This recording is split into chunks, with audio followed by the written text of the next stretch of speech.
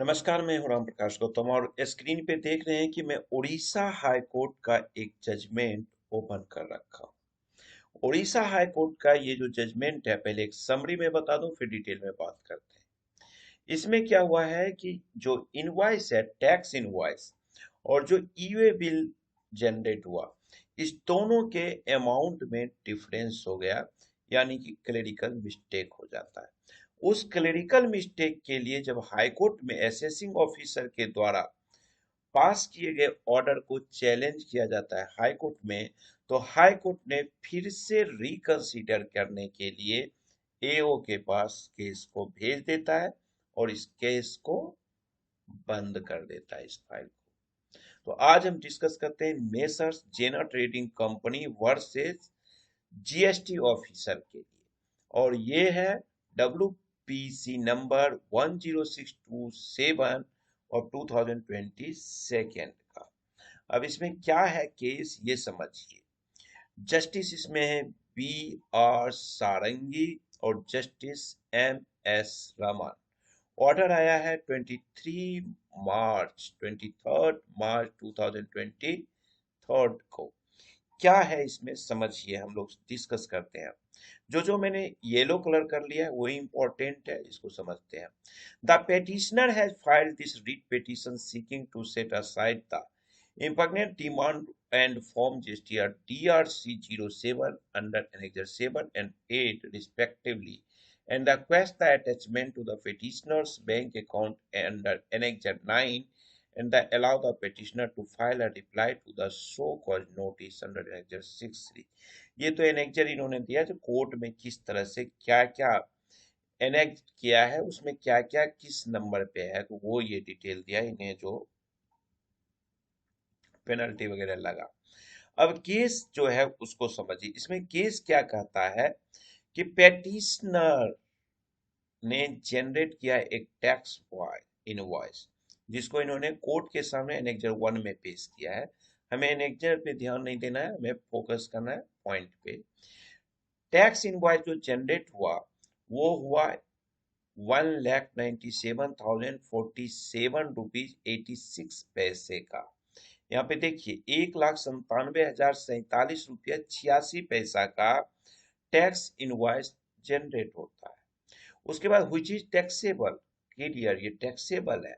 He does not have the computer, जो petitioner है उसके पास कंप्यूटर नहीं था, और the same was self generated document, और इस डॉक्यूमेंट्स को उसने खुद बनाया था। But under the law he is required to generate the computer bill, लेकिन लॉ के अनुसार उसे कंप्यूटर से जनरेट करना था इनवॉइस को। Accordingly, UA bill was prepared under Annexure 2, और उसी के अकॉर्डिंग इसने यूए बिल बनाया, और यूए बिल में जो टैक्स अमाउंट था वो शो किया गया। देखिए 197047086, यानी जो ये पैसा था 86 पैसा, यहाँ का जो पॉइंट है वो 0.86 के बाद आ गया। वो 86 पैसा जो था वो रुपया में जुड़ गया, और ये 19,70,47,086 का बिल बन गया। 1,97,047 रुपया 86 पैसा का बिल 19,70,47,086 का बिल बन जाता है। अब इसने क्या किया, ये टाइप करने में मिस्टेक हुआ। अब इस मिस्टेक को, ये जो पैसा था वो रुपया में कन्वर्ट हो गया, इस मिस्टेक को यह माना जाता है कि ये ह्यूमन एरर है। ऐसा होता है, माना क्या जाता है, जब हम लोग काम करते हैं तो नॉर्मली ये चीजें, ये गलतियां होती है, और यही है इस केस का मेन मुद्दा, मेन फैक्ट यही है।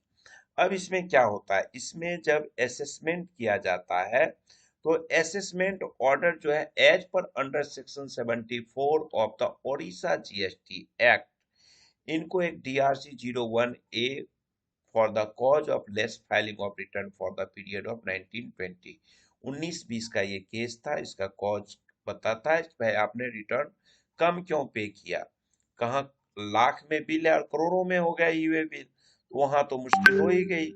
अब सारा का सारा अटैच है, तो ये सारा चीज जब इनके पास जस्टिस के पास रखा गया, उसे पढ़ा गया, उसे हियरिंग किया गया।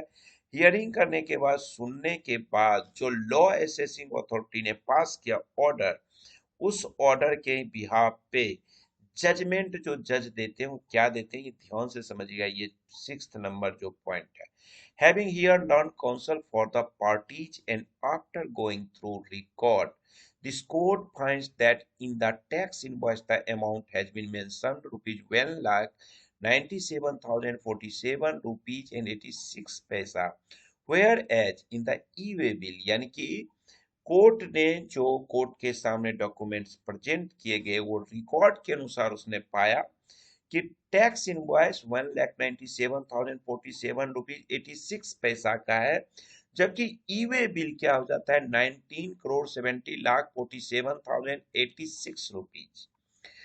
इसका मतलब ये जो है, ये कह रहा है, कोर्ट मान रहा है कि ये एक एरर है वे बिल में।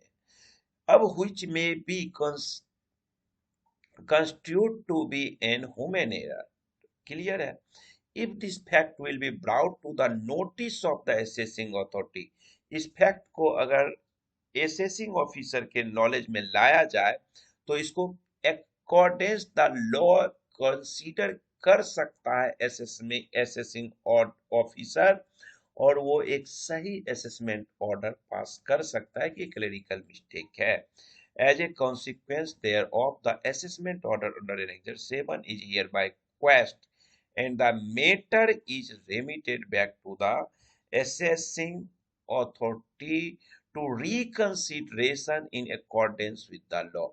यानी कि इसको क्वेस्ट कर दिया गया, इस एप्लीकेशन को, इस केस को, और कहा गया कि असेसिंग अथॉरिटी जो है, असेसिंग ऑफिसर जो है, वो इसको रिकंसिडरेशन करे, keeping the view the request made by the petitioner by giving opportunity of hearing to the petitioner।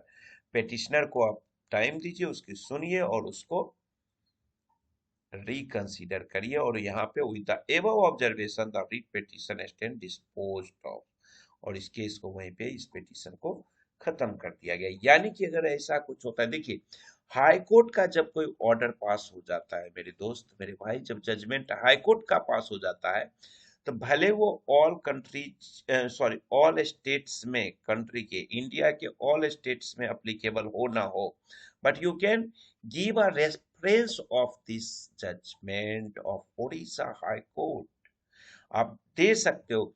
यही सुप्रीम कोर्ट से अगर ये जजमेंट हुआ होता तो ये पूरे कंट्री में अप्लीकेबल होता, लेकिन उड़ीसा में तो ये अप्लीकेबल हो ही गया।